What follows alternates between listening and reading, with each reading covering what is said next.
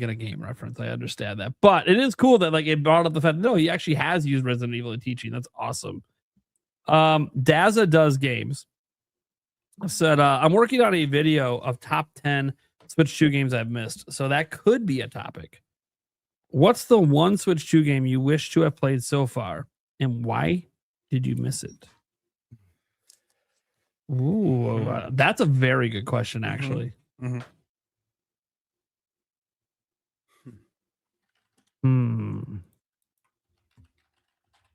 Anyone want to go first on this one? Like, anyone got a game right at the top of their head? I'm sure those games Stash has missed just because of his review schedule that he wishes he would have played on Switch 2. I'll try to go first. Because I'm in a game buying freeze right now. Dragon Quest 7 Reimagined. Wish I would have played that on Switch 2 right now, but now it's going to be backlogged forever. Don't know if I'm ever going to get around to it now. I mean, Switch 2's been out for 9 months. You know, I'm not willing to say I've missed anything. You know what I mean? I mean, you don't miss until you say I'm not going to play it, right? Yeah, then it counts as a miss. But if you're still planning to play it and you have all intentions to play it, then you really haven't missed anything. So well, you have a busy schedule. So some of the games that you quote unquote haven't played yet but want to, will you truly get around to it as more games get getting added? That's what you got to think about. Well, you already know the answer, and yes, I will get around to it. There you go. I have obligations. I need to. See, Stash says, "Fuck the provide a review code. I will review it." Yeah, some of these games are massive. He's saying, "Fuck the backlog." What backlog? Playing it all. Yeah. Look, without getting into all of that, because that is how I view it, but if there's a game that's like released already that I still need to play, you could say Trails in the Sky. I was given a review code for that. I have it. That's a good pick. And obviously Second is coming out in the fall. So it's going to happen because I'll be playing that before Second comes out. So it'll be played soon in due time. But yeah, that would probably be one that there are times where there's just so much coming out and I can only do so much. Like I am slammed through like June, July. You say that. I think you're just always going to be slammed because more games are going to get announced. Like, I just think because you're a game reviewer and you're doing it full time, like you literally will never not be slammed. Like if you were already dedicated to the show and I got a hold of you now to try to join the show, I don't even know if you'd have the time to do it. I don't know if I would either. And just sometimes they're crazier than others. There's weeks where there's and you guys know this, where I've had 2 or 3 embargoes on the same day. I'm like, why can't we spread this out, man? They're not worried about you, the reviewer. I know, but they should be, because you got to look at the human factor too. Well, I get that, but they don't consider you as an individual because there's outlets that have multiple people who do. Well, I know, but look at Crimson Desert. Did people have enough time? Did they have enough time with it, or did they rush it? Well, the problem too with Crimson Desert, it's going to hurt you for a long time now because people put too much weight in those numbers. They obviously rushed. I know. They should have gave the review codes out probably like, and I don't know if it would have been possible. I don't know when the game went gold, but like they should have almost had 3 months. I know when it went gold. When did it go gold? The day it went gold, I can look in my email. The day it went gold, I emailed Jason over at what do you call it? Pearl Abyss.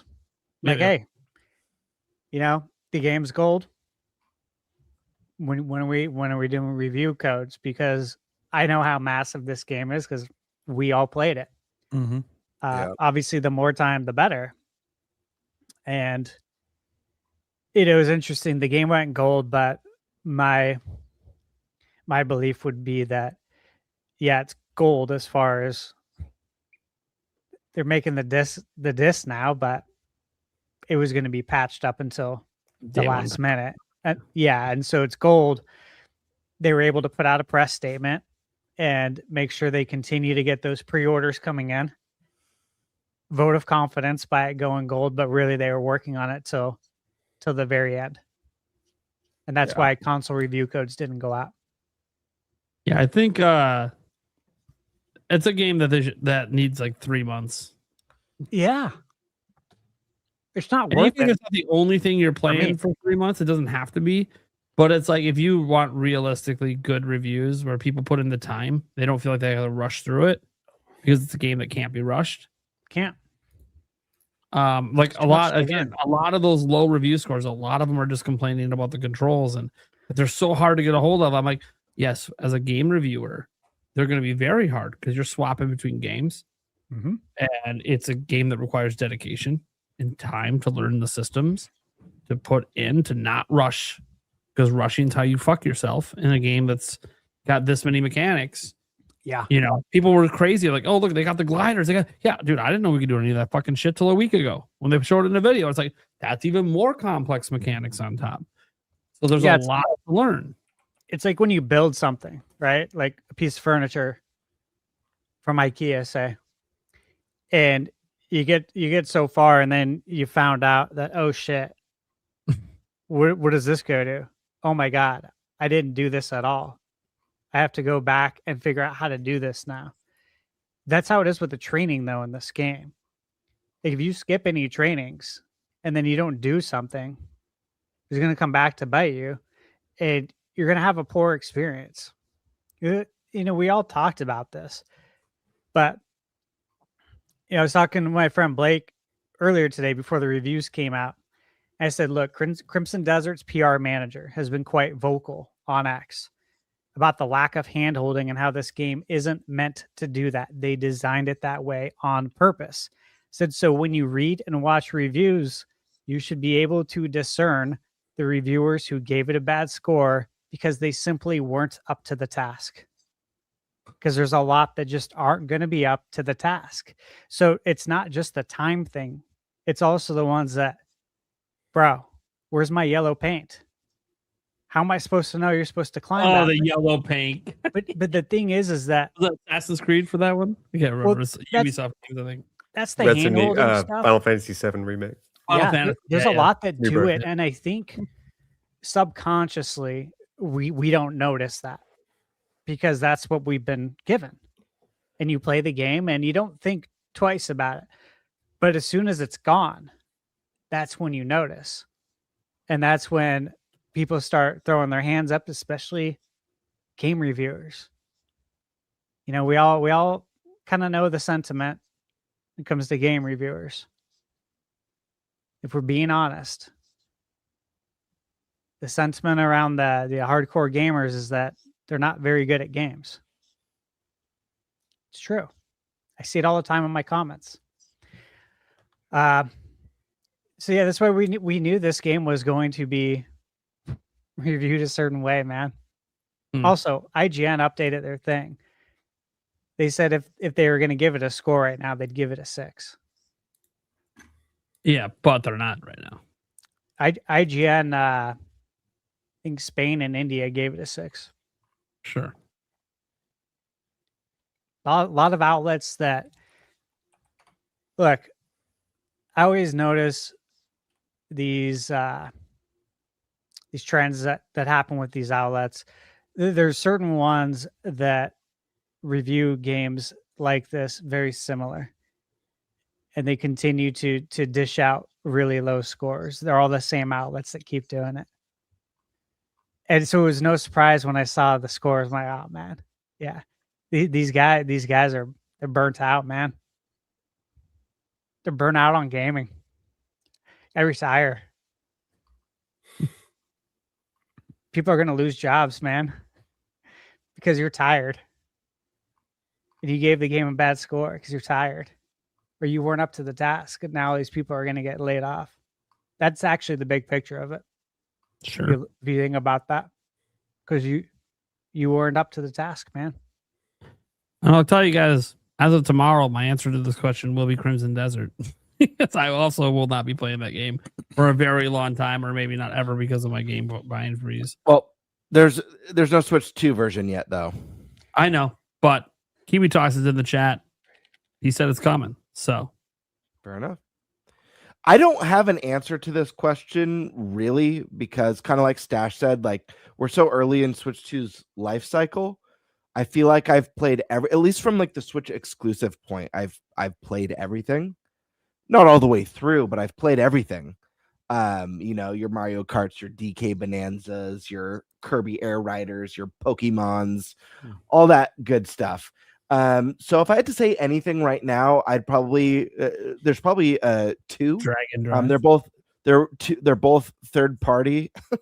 I don't feel like I missed the boat on that one. But I'm not saying it's a bad game. I'm just saying I don't feel like I missed the boat on that one. The two games that come to mind are both third-party titles that I really want to play. I just don't know when I'm going to get around to playing them, just because there's so much to play right now. It's stupid. And Pocopia has taken an ungodly amount of my time away, surprisingly, for someone who's like, as I said last week, cozy curious. I'm not really the cozy player. I'm not the anti-cozy player. So I would pick Dragon Quest VII Reimagined, like Nate. And then as a secondary game, one that I really want to get around to, I just don't know when, that I feel like I've missed for the time being, would be Monster Hunter Stories 3. Both those games. And they're both big games. Yay. Massive. We need more 20-hour games, guys. We need more of those. More Resident Evils. Yeah, when I see some people bummed that RE9, I think people were clocking anywhere from like 8 to 12 hours on that game, and they were bummed about it. Like I feel just like a sense of relief and like thank God. Same. And I miss the age of like the average game being anywhere between 8 and 25 hours. I miss that age. And like a 30-hour wonderful RPG with no fat and a killer storyline, great combat system. I'm here for it. I'm ready. I know Stash, who's living in review mania, is probably ready for some more epics within that ballpark range. So yeah, those are the two I've missed so far, and I just don't know when I'm going to get to them. Eric, you got one? Yeah. Oh God. Kirby Air Riders. I played the demo. A lot of fun. Just backlog and trying to catch up with games like that. That's the reason why I haven't bought it. Okay. Alyssa. I'm in the same boat as Gamebird and Stash, where it's like I didn't necessarily miss it yet. I'm gonna get to it. There's just so many games to play. But if I had to pick two, they're both third-party games and they've both been out for like years now. Assassin's Creed Shadows and Final Fantasy VII Remake. Good pick. Do you see it's on sale? Or do you already Final have it? Fantasy? Yeah, I posted both. on X thing yesterday.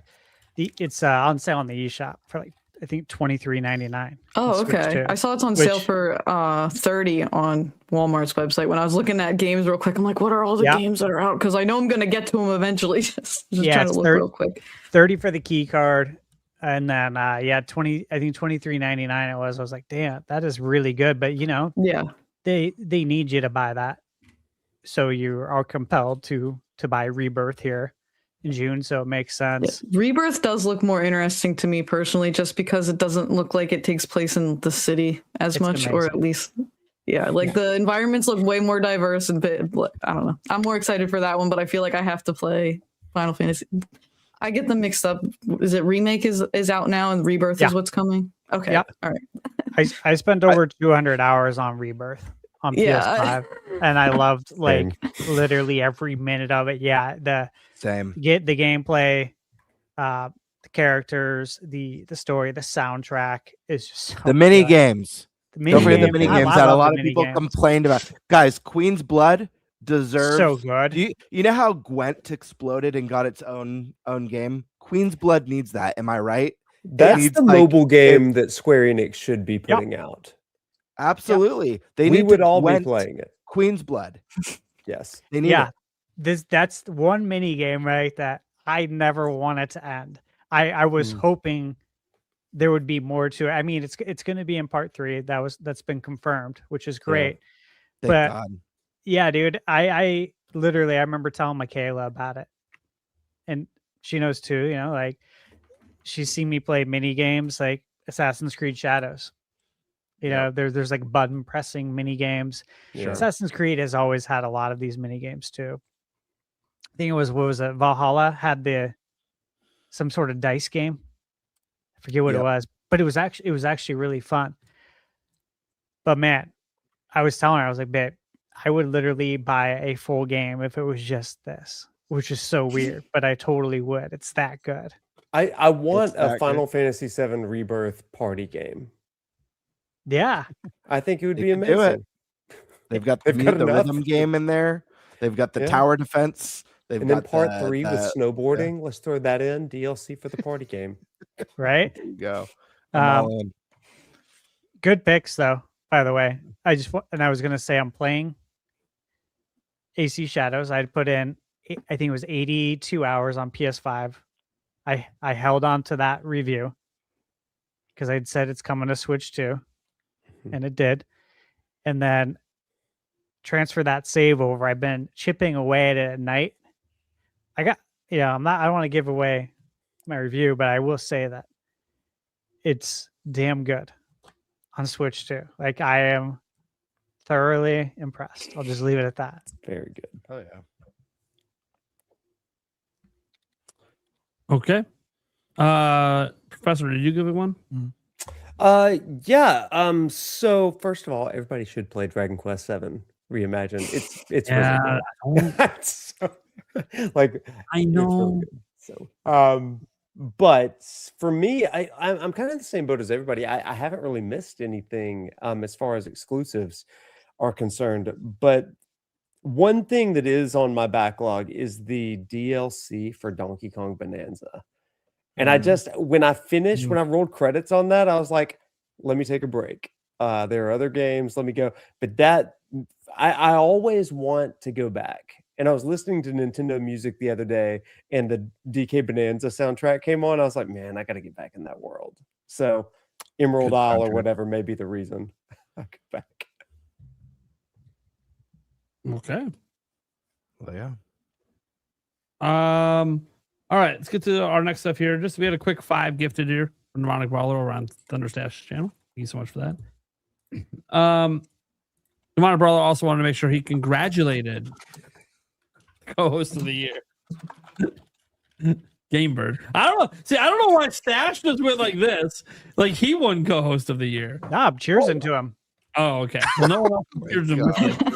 It looked like you were tipping the bottle to Demonic. I mean, I did help make sure he won because I made sure to cast my vote. My vote did count. Wasn't even aware there was a vote. So and I had to drive out to California to do it. Sorry, I didn't support you, Gamebird. My bad. It's all good. There's always next year, right? Yep. Always next year. You get a Gamebird getting some more level. You're gifted a member over on Gamebird's channel as well. Demonic Brawler doing his thing. Resist NWO 1984 has a question here, kind of an old topic. Would you rather have a compressed game on a real cartridge or a game key card with the entire game? That's why I don't mind game key card.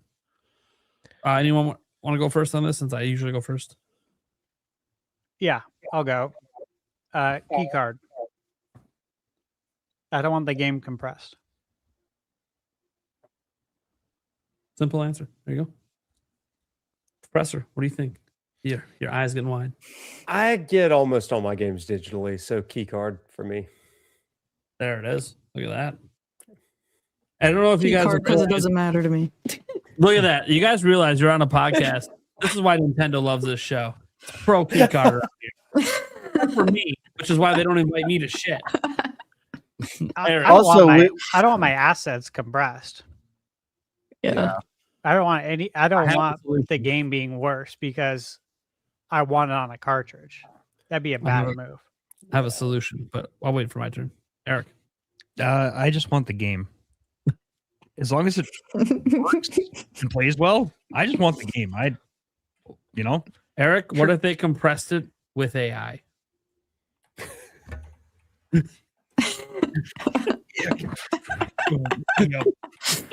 Good night, everybody. I mean, there are You don't want that game anymore. I know.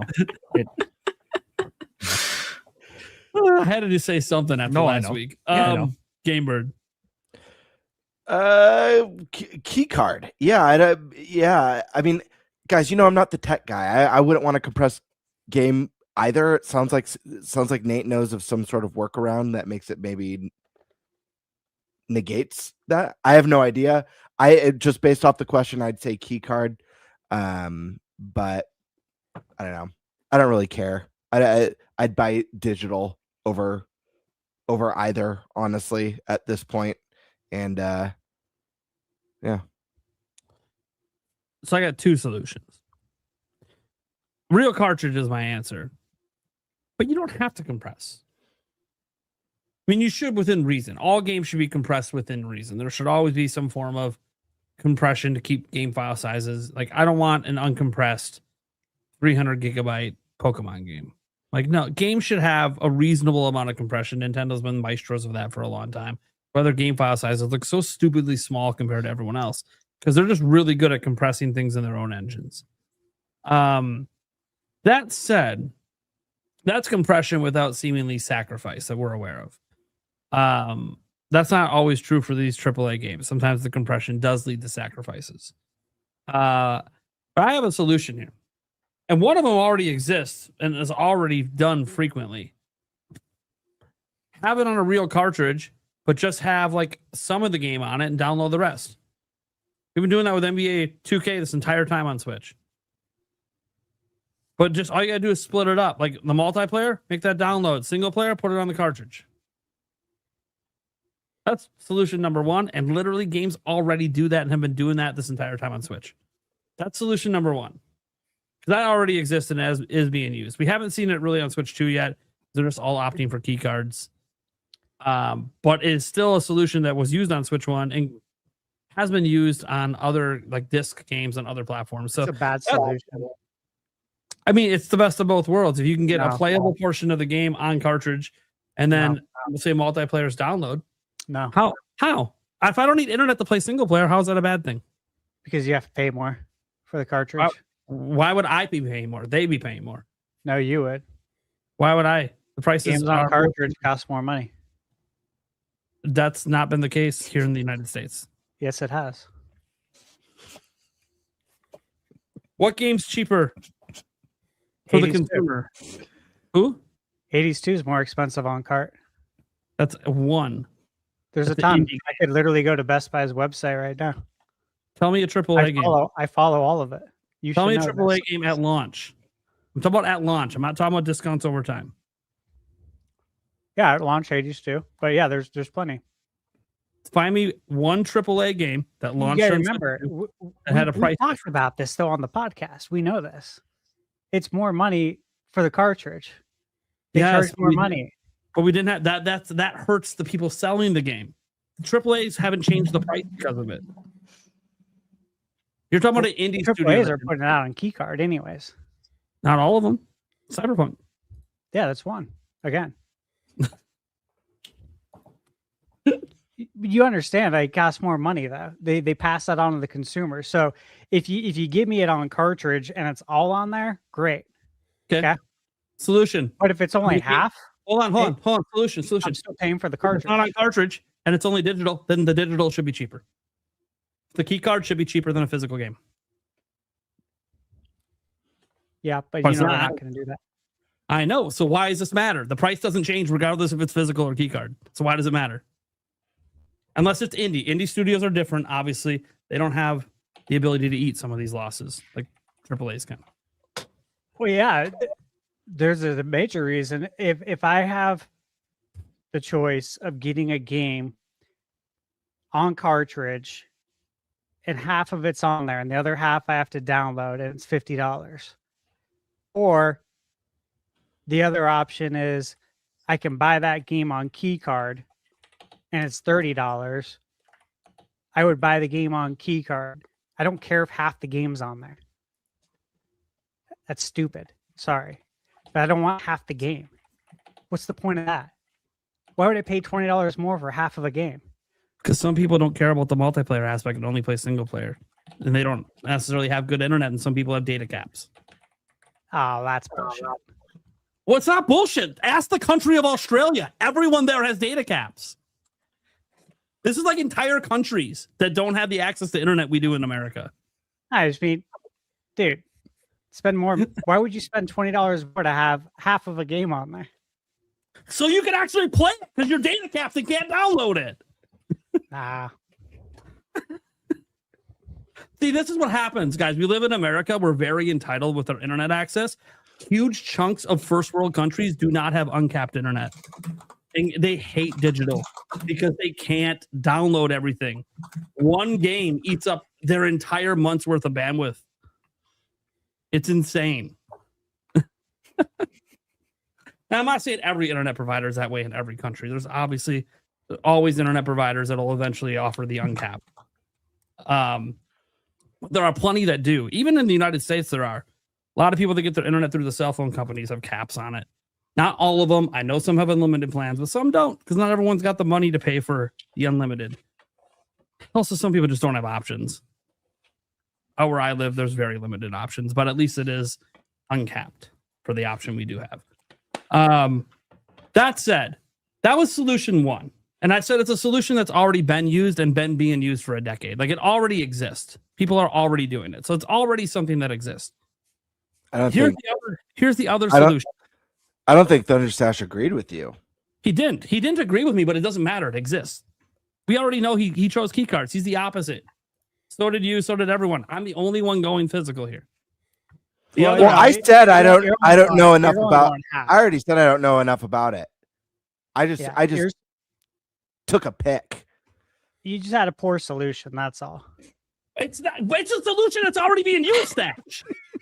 I'm not the one making it. It already exists.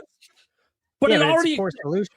I'd rather that solution than a key card. I'm going to tell you that right now. I'd rather that than a key card.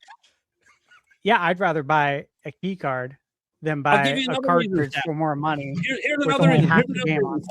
You're not thinking about this either. How much are 1 terabyte cards for Switch 2? I have one. I know, I do too. Price changes all the time. Yeah, it's between $180 to $220. It fluctuates between that. Okay, we're in a RAM crisis. That's going to make these prices go up over time. Right now, so and even at 1 terabyte, which is the max we can put in, I had that filled with just my Switch 1 library. So think about game sizes today, getting bigger and bigger. If I could take 64 gigs of a game and stick it on a cartridge and not have to download it, you're saving storage space. That's a huge deal in the market we're in. Where we're limited for 1 terabyte. We're limited. You can only go 1 terabyte with Switch 2. You can't go higher. I'm aware, but it's just not a big deal because you're never going to play 1 terabyte's worth of games at the same time. And I've talked to a lot of people about this, and I said that the solution is simple: play the game, beat it, delete it. If it's multiplayer, keep it. I've understood at this point. Solution. I've understood at this point. You only consider how you play games and not anyone else. 10 games. 10 games can fill it up, and some people actively play 10 games. It's a simple solution. It's not a solution. If you have 10 multiplayer games that you are going to continuously play all year, that'll fill up the whole thing. Doesn't solve anything. You have to quit playing a game to put a new game on. And that's not a problem. If you take the games and put a bunch of it on a 64 gigabyte cartridge, you can put more games on your system. How is that a bad thing? You're not going to be playing 1 terabyte's worth of games all at the same time. No, you can only play one game at once. Stash, people don't want to uninstall and then reinstall a 100 gigabyte game. It takes a while. Not everyone's got super fast internet. That's on them, though. It's not if you put half the game on a cartridge. They get double the amount of games they can install. But then you're paying more. Not for if you're writing the 100 gigabyte AAA games, you're not paying more. It's the same price. We already went over this. You couldn't find me one AAA example. You just brought up an indie game that already is a small file size anyway. Hades is AAA. It was a 95 on Metacritic. Hades 2. and it was up for game of the Review year. ratings don't determine if something's AAA. Stash, come Trails in the Sky second. again. Review scores have nothing to do with something's AAA. No, it's not even out yet. I know it's game budget. That's what determines AAA. But it's more money because it's physical. It's an actual physical, so they're charging more. And what are they charging? Some places have it for 69, some for 64. It's less though on the D shop. How much is it on the eShop? I actually don't know. Disney Afternoon Collection physical is 40. Any game not charging But 70, it's on cart. It's 40, and if you buy it digitally, it's 20. But if it was a key card, they even said. that's okay. I mean, I talked to Atari about this because obviously I worked with them on Sure. the game. But if it would have been a key card, they said they would have charged $24.99. That's serious. By the way, guys, I knew Stash was going to do this because I already know his stance on all of this. I knew his answer to this question and his stance on this the whole time. And I'm trying to provide the alternative perspective that I've literally seen people complain about. And Stash just doesn't care about you. He wants you to change how you game. Yeah, I think there's a better way to do it. And I think complaining about it is not the I way think to do telling it. people how to use their free time and game is wrong. No, That's I just don't right. think you should spend your time in life being a chronic complainer. There's better ways to do this. So don't criticize anything? There's just better ways to do it. Think of a solution. That is That's a it. solution. That's dude. That's literally how I live my life. I don't complain about stuff. That We solution. come up with Change a how you play game. That's a solution. That solution's also put some of the game on the cartridge. You're That's not also going to a play all solution. 10 at the same time. Some people do, Sash. As someone like you that plays a ton of games, before you were game reviewing, you never had a stack of games you were playing in the same week? No. Okay, so you play games differently than other consumers do. Why are you telling them how to play? I start a project and I finish it. Okay, I'm playing 7 games right now, Stash. 7. And? Why? Because it depends on my mood and what I feel like playing in the moment. That's on you. That's the problem, Stash. You're not considering how It's not a anyone else problem. plays games. Yes, That's it is. not a problem. That's not how I play. Okay, but you shouldn't dismiss how other people want to play because it doesn't I fit your don't. agenda. I You said just that's on did you. it. You That's just on you. dismissed it. You No, just I said dismissed that's people that on would want you. it on a cartridge, Stash. I You said just that's on did you. it. Yeah. It's on you. That's it. Yes. All right, you're trying to force everyone to be like you. I got it, Stash. No, it's All just it's on you. It's your call. It's your decision. Yes, and No one it's forced you to make it. You're right. And my call is I would like games to be on the cartridges. Yeah. I think we all would. But the full game, not half. Not half at full price. Okay, that was one solution. He's going to hate the second solution probably too, based on all this conversation went. I don't hate it. I just don't think it's a good solution. Hate's too strong of a word. He just spent the whole argument telling people, you think that's a viable solution, change how you play games. I am sure. Right? If you play games differently than Stash does, you're wrong. Fuck you. Get a key card and play one game at a time. I didn't say one game. You did actually. You said play one game, beat it, move on. You actually did say I that. said multiplayer games, keep them. I said that in the beginning. Sure, Probably but weren't listening. some people play a ton of different multiplayer games every week. Yeah, keep them. That could fill up your entire storage. Not going to. You know the size of Call of Duty, Madden, NBA 2K? What are you talking about? Call of Duty is not on Switch 2. What are you talking about? It's out of contract to come to Nintendo. Come on, Stash. We know that, but it's not there, so we don't know what But it size will it's be. going to be. Well, we don't know what size it's going to be. Oh my God. Yeah, the game that's 200 gigabytes on other platforms is suddenly going to be 30 on Switch 2. Well, it depends on the assets. You know that. Yeah, compression, which you just said you don't want. Wait, I really want to. I'm really excited to hear the You just said second. you don't want compression. It's weird. Yeah, I said I'd prefer a key card. Okay, so over would you? compression. I have a question for you. That's not And weird. This is just related to something that's already on physical, say Cyberpunk. Would you have preferred it was a key card if it had, I don't know, let's say it offered. I'm trying to. What is the resolution in handheld? I can't remember. On Cyberpunk 2077 handheld resolution. I'm trying to remember. I don't remember. This is like back from launch, guys, so I don't remember all the numbers anymore. It was more important back then than it is today. Okay, so it does 1080p quality mode, upscaled. Can't remember what the native resolution is. I'd have to look at someone else's, like Digital Foundry or whatever, that figured out the native resolution. So let's say they have 720p 40. So let's say the only difference was, this is what usually happens, is that it just, whatever it's upscaling from is just a higher resolution it's upscaling from.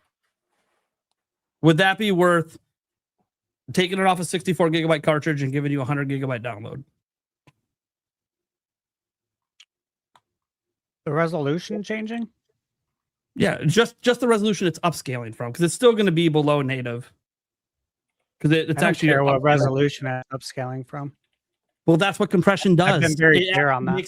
It actually makes it lower resolution. That's literally what compression does. We're not going to see the difference. So then why are you arguing against compression when compression doesn't matter to you, because that's what it affects? Depends on what we compress. It's resolution. They compress the asset. It affects literally the clarity of the game. That's all compression does. The biggest assets are the character model. They compress that down. That's how they get it to run on Switch 2 in general, let alone on a cartridge. So that's what's compressed. Yeah, and I said I don't want compression. But you just said that you wouldn't care. No, I said I don't want it. I would choose the non-compression route. It was very clear. So when I asked you though about Cyberpunk, you just said you don't care about resolution. I'm gonna jump in because we've been stuck on this question for so long. I don't know how long the guests have, but before we move on, my friends, Didn't even get to my second. I do want to hear. Yeah, that's what I'm saying. I want to get to your second solution, and I do want to hear Sash's opinion on your second solution. Just not as long as this. No, the second solution, I don't think he's going to argue much against. He hates it even more. I doubt it. It's one I've mentioned before. Use Switch 1 cartridges that are cheaper and offer it as an install locally off of it. Then you still don't need internet. My whole big bugaboo is the internet. I hate requiring internet to play games. I know that I actively do it and I buy digital games. I'm aware of it, but that's just because the option has been taken away from me in many, many cases. But if you gave me Switch 1 cartridges that I could install off of, and those are cheaper than Switch 2 cartridges, that's why we have all the different sizes. And then you would get your sizes coming back in. Indie games can now go on cheaper cartridges and not have the price difference. What about, how about this? How do you guys feel about this? Let me offer a third solution. I think this is one that would please everyone. Hear me out. Cloud cards for the cloud version of the game. You put the card in, and that allows you to stream it without any download or compression required. I just said I like the solution that has no internet, so you give me the solution that's only internet just even play. At least the digital, you download and can play it locally offline. All right, moving on. I knew Stash and I weren't going to agree on this topic, but you know what? Someone had to go hardcore for physical. I got you guys' back. Had your back since before the system came out. I've been very hard. And I got your back too, right behind me. Here we go. It's not a competition. I'm just saying. I support physical. But in the way you frame the question, I don't want half. I don't want half the game. I don't want a half game. You also don't want compression, which is needed to put any game on Switch 2. Well, you said if there's no compression, would you choose a key card? I said, yeah, I would choose the key card. All right, guys. We're moving on to the next one. I think we all agree cloud cards are probably the best of the three. Yes. Moving on. I feel like we need like a huge debate, just me and Stash for a stream once. I'll moderate. We disagree on some stuff. That, by the way, there's no love lost here. We're not mad at each other. This is nothing. It's all fun. It's all fun, friendly band. It literally is. And there are two sides to all of this stuff. And I know there were people in the chat being like, oh, someone's fighting for physical. Oh, I love key cards. We know, right? There's no right solution for everyone. It just doesn't exist. And the industry's changing and games are getting bigger and they're trying to navigate it. I own key cards, guys. I'm not stupid. I just don't buy them very often. But I don't plan to buy them again. I plan to just go straight digital, but people can gift me them too. Speaking of gifts, there it is. Thank you, Demonic Brawler. Appreciate you. Did the super chat just vanish? no, I cleared the one. That was the one that was Okay. hidden for before. Karkun says, let's not forget game share has improved. Yes, that was a big thing we talked about. I guess we didn't give any opinion. Has any of you guys tried out the new game share? I'm guessing no. No, not yet. Yeah, I haven't tested it I'm yet. curious, I've seen videos of it. It does look good. Like way better, way more usable than it was last time I used it. I feel like, or wait, never mind. Sorry. Proceed. I used game chat 2 days ago with a few buddies playing Pocopia. And after this update, I'm absolutely going to. Because we just like showing each other what we're doing with those What you're stupid doing, rubbish yeah. powers. Yeah, I literally was thinking about like the game chat and like sharing your screen. And I think that unfortunately, like Pocopia has it's kind of lame, the spectator mode where you visit a friend's island and you can't interact with anything. And I almost feel like this sharing your stream of your screen of your game and just chatting with your friends as you're both working on your own islands is a lot more interesting than that basic level multiplayer. It's a great way to hang out with your friends and like also get tips on how to clean up your garbage island. I'm in the skyscraper area, Skyland place right now. It's just rubbish blocks everywhere. I've cleaned up a lot. I haven't gone past the second zone. Okay. Only I say that loosely because when you first get to leave the first area, there's the option of two places you can go. I was able to open two doors. I went to the little coastal town one, but I've spent so much time in just the first area just because it's hard to say goodbye to it when it's like not even close to what I want it to be. Oh, my friend, I go back every day. Yeah. See, it's like I'm a real estate property manager across 5 different islands right now. It's insane. All right, cool. Let's see here. Dodie Koo says, I don't have a question. Tell Stash I like his shirt. Thank You you. know, Stash loves water so much. Our group text on our phones, I changed the background to water. Just because Stash loves water, man. But it's real water, I think. I should probably check if it's a real photo or not. Let's see here. The classic, of course. Bring back NFL Blitz, Hell yeah. NBA Jam, NHL hits. Always going to bring that up every week. Not a question, guys. It's just a factual statement. It needs to come back. Period. So Karka, try number 2. Game chat and video feed has improved a ton. Yeah, we did bring it up. We brought up that it doubled in frame rate. And obviously the ability to invite people once a chat is started is just basic. Should have been there day one. It was one of my number one complaints day one was when I used it, and I've used it a couple times now with my community. I actually think the audio quality on the microphones is fine. I think it does pretty good with noise rejection and pretty good with the voice clarity. I mean, you could tell it's not the same as like we're talking in professional studio mics and I hear it all day, but it sounds better than I remember gaming back on the Xbox 360 online. I'll tell you that. So the mic sounds better than those mics. So I think it does a pretty good job with that. So game chat's actually always been fairly decent to me, but dude, the frame rate on the game made it like we would never share our games because like it just looks so bad and runs so slow. And then you couldn't invite anyone, which would always suck to have to end the group and then get on Discord and all chat to each other and be like, hey, who are we inviting in now this time? Instead of we could just be talking in voice and being like, hey, this guy wants to jump in with us. You guys cool? Yeah, invite him in. So yeah, I'm very happy with the game chat change. I think it is being under talked about because people aren't going to view it as big a deal as the game boost, but it is nice. I think it's also because it's only a small subset of users uses game chat versus the amount of people that will use game boost. But Yeah, improvements to it are great. I hope one day my hope is one day they can get it up to 30 FPS. That would be very nice if they can find a way to optimize to get to that. This one's from Logan. This is for Thunderstash specifically. Do you think 3D Mario will release this year? So, Logan, I've been on record. I've been on my bingo card for the beginning of the year as well that I think we'll see 3D Mario this year. As far as if it will release, maybe it's the holiday title, but I do think we will see it this year. I will tell you this: I think it'll be out before 2028.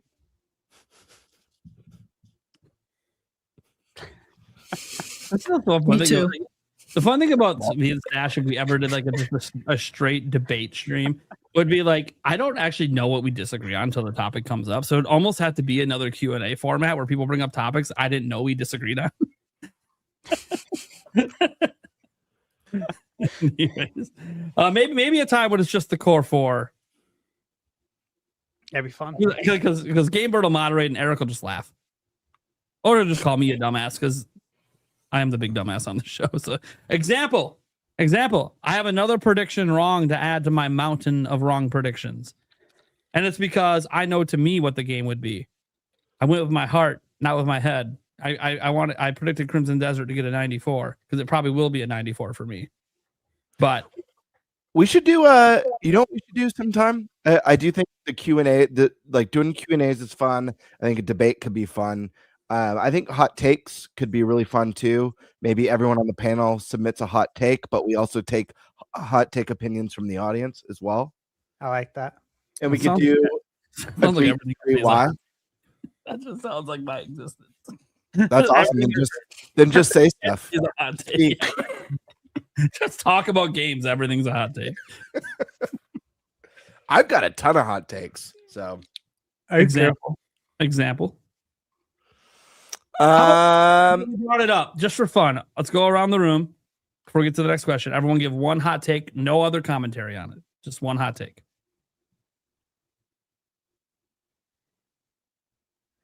Game key cards are fine. Wait, what did you say? I said game key cards are fine. Game key cards are fine. That's our hot take. I can't think of anything else. I mean, I have tons. Grand Theft Auto is overrated, and Sleeping Dogs was better. Whoa, that's a hot take. What do you got, Eric? You got one hot take for us? No. All right, Professor. I mean, I was going to go game key cards, but I would say Final Fantasy 15 was finished at launch. That's a take. That's a very hot take. I don't think anyone on the internet agrees with that take. That's great. Love it. It was my dissertation, and I earned it. So, and right? Stash, you got a hot take? I mean, I don't think it's a hot take. It's just fact that gamers spend far too much time on the internet complaining about inconsequential things when they could actually be playing video games or anything productive in life outside of going on the internet and complaining to strangers about video games. I gotta remind myself I said no commentary. Because I have a response to that, but nope. That's one for a debate. There's nothing to debate there. There is, because life, Eric, write this one down. We're planning a debate at some point. I didn't think this was a hot take. I thought this was common sense. It's a hot take because it comes with a lot of presumptions, but we'll get to that later. Okay. That's again no commentary, so I'm not going to dive into it right now. My hot take. This is one a lot of people know, but maybe the podcast audience doesn't. At this exact time, Zelda 2 is the third best Zelda game ever made. Could I give a Zelda hot take? Well, I said one. I'll give you 1.5. I want one more. Yeah, one more. Breath of the Wild is overrated. Fuck off. Okay, moving on. I said no commentary, Nate. God damn it. I said no commentary. I'm the one that the rule exists for me. I'm the one that breaks it. All right. Nintenbyte, could this update open the door to themes and achievements in a future update? That would Nate would be pissed if that happened. I wouldn't be mad about it. No. Just kidding. Because I wouldn't use it doesn't mean that I would be mad about it. I Well, love like the games- idea of this coming down the road. So I really hope so. Wink. For me, as long as I can turn off achievements, like you can still have me earn them, but I don't want to see them. I don't want to have them pop up while I'm playing. I hate when it pops up when I'm playing. It just takes me out of the game. I'm not playing the game for achievements. I'm playing it for the game. Yeah. But I'm not saying that it wouldn't be cool when I'm done playing a game, going back and seeing, oh, what did I do? That's fine after the fact. But and by the way, the PlayStation and Xbox do offer the ability to turn them off. So like it's like is a standard. So Yeah, but do you Is it- expect Nintendo to follow standard? no, they'll be like, oh, do you want it to be the talking flower or Toad telling you? That's your option. We're bringing back Lippy. Is it the sound that bothers you, or is it seeing it that bothers you, or is it both? Both. Interesting. Okay. Well, think about this. When you were a kid and you're sitting there playing Super Mario World, do you want a chunk of your screen taken up by something popping up saying, congrats, you just stomped a Goomba? Well, it's just I like listen, I understand it. I understand the sound even more, especially if it's doing it during like a story moment or a cinematic. But I've never seen, and I don't really have experience with Xbox very much, so I can only really speak for PlayStation trophies. I've never had a trophy pop up that like just took me out of the game where I'm like, whoa, holy, oh yeah, playing a game. You know, I've never like lost the immersion. I mean, I have enough. And again, I live in a house with a family, so maybe there's just enough other distractions and sounds in the background that I don't really think about it. But I'm not, Yeah, and I'm not saying this as someone who care. Like I could care less about trophies. I know people really, really care about it. Yeah. It's just never broken the immersion for me I personally. want to be clear. I don't mind if achievements are there. I just want it to be something that I choose if I want to see them or not, and not have them pop up while I play. I'm not saying they shouldn't pop up when they play. Lots of people like that, but it should be a toggle to turn off. Because like, look, I'll give you one game that I do achievement. I do achievements in World of Warcraft, but that's because I'm done doing everything I want to do. So then I look at the achievement list and see, hey, what might be a cool achievement to do on here I wasn't thinking about. And that's the same thing with some games on Xbox and PlayStation. I'll go through the list and be like, hey, what's something I didn't think about doing in this game that might be cool to go try to do? And achievements can kind of give you an idea for that. And then obtaining it's kind of cool. And I know some people like care a lot about like platinums, you know, where you 100% the game. Or 100% the achievements in the game anyways, I guess is what I should say. That's actually a pretty good idea. Like maybe like unlocking the achievement system after you roll credits or something. That would be a very Nintendo way of doing it. Enjoy it the way you want the first time, and then if you want to extend it, here's some checklists. The thing about achievements, and I've said this before, and I know Stash knows people like this too, is that there's people who care about it so much that they will purposefully choose a PlayStation or Xbox version of a game solely because, like, I have a friend who loves the From Software Dark Souls games just like me, and I had so much fun with Dark Souls 3's DLC, the Ringed City. I loved it, but that DLC has no trophies in it. There was no trophies for it. And so my buddy dipped out. He's like, yeah, I don't know. He's like, for some reason I lost interest because there was no trophies. A lot And of people did.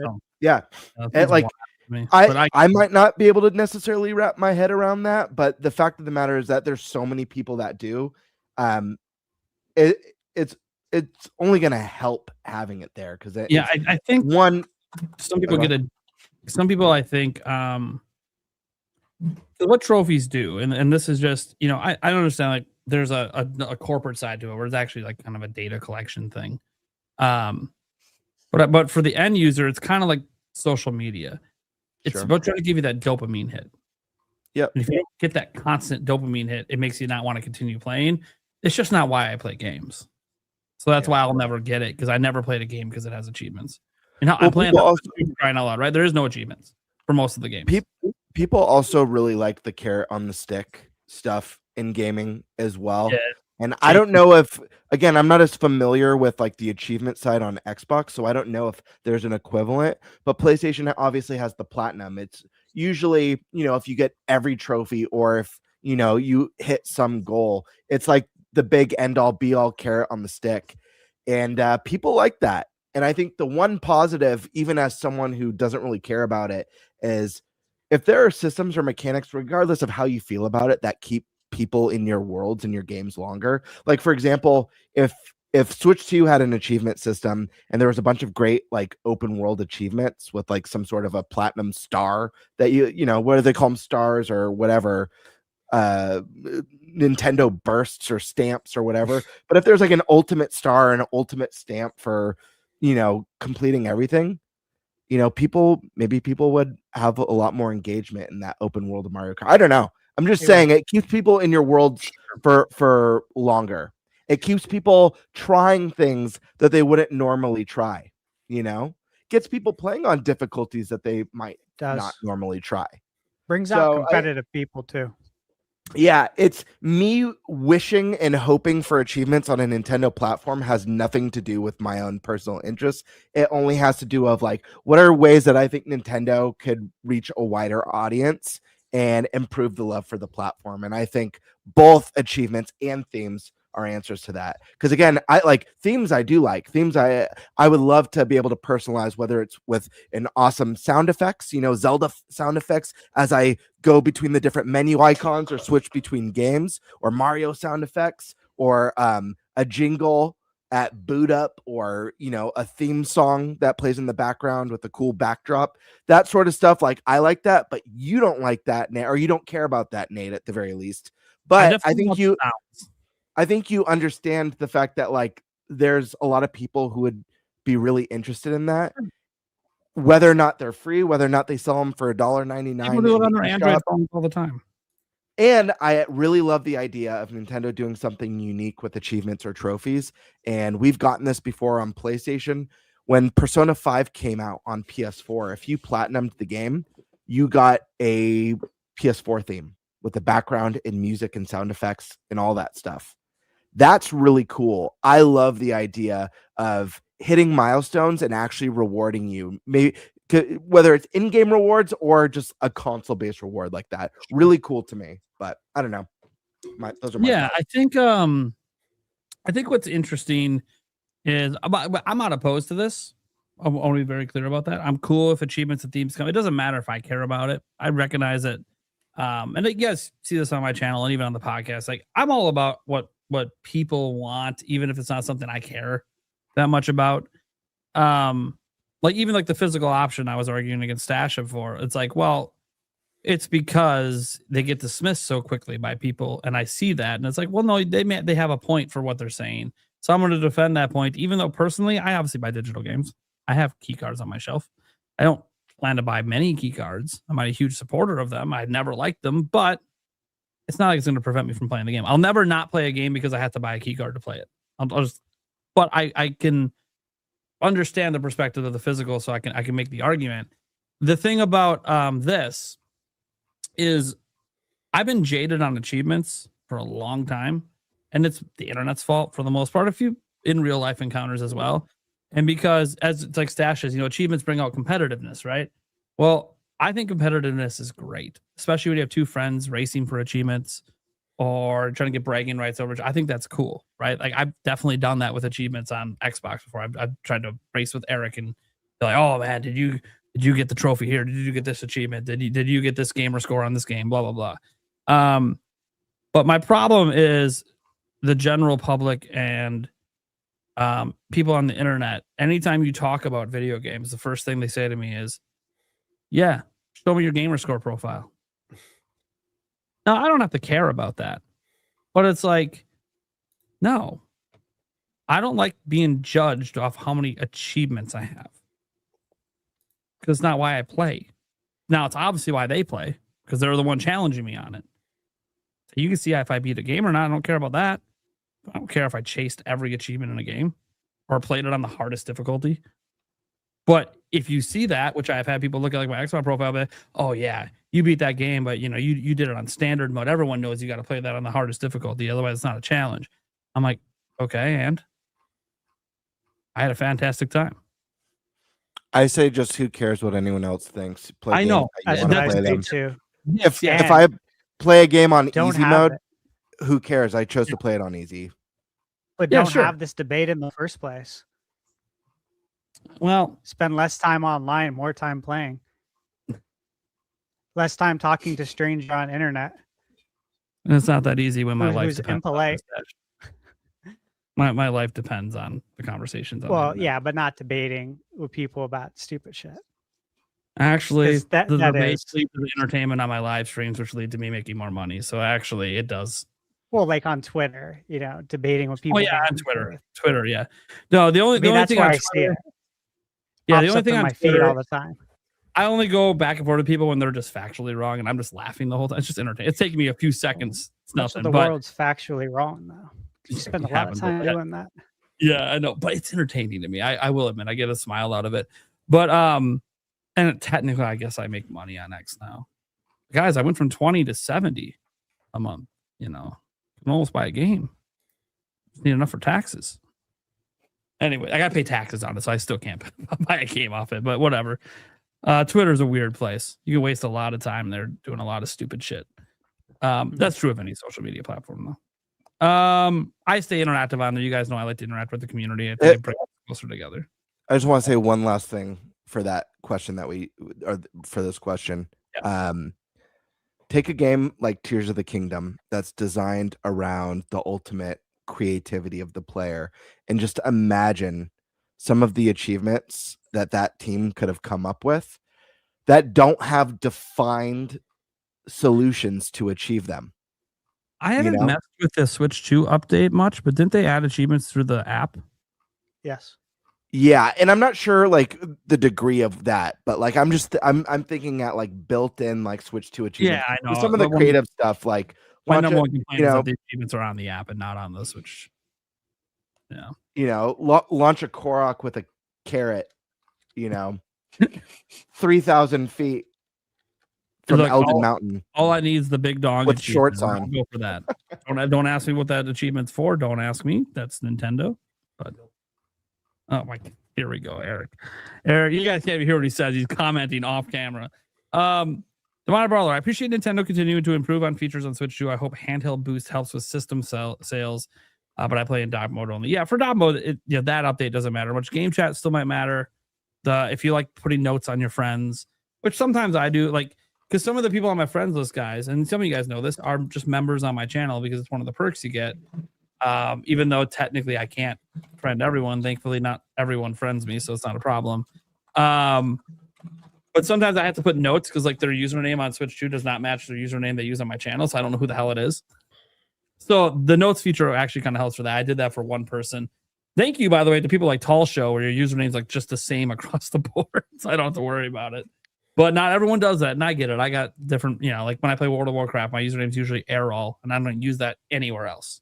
It's the only place I use it. So I get it. Like Lancelot, I think is my Lancelot 203 or 205 or whatever. That's my username on Steam. Don't use that anywhere else. So I get it. Sometimes you can't even get your username. Although I think on Switch it's different because you can use any username you want because it's all friend codes. But people like to use different ones than they use on Discord and everywhere else it happens.